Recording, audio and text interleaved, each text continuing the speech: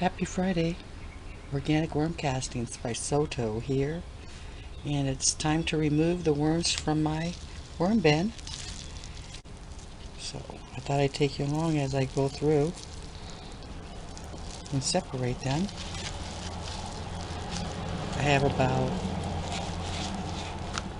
8 of these piles that I will go through. I've already started. And these are some of the ones I've already gathered.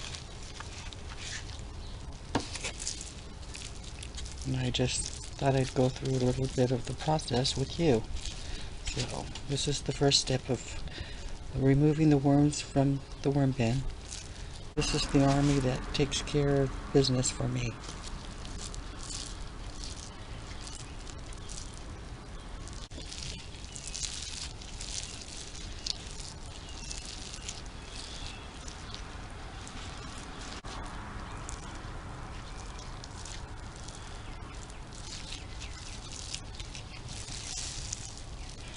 Now you understand why it takes me a week?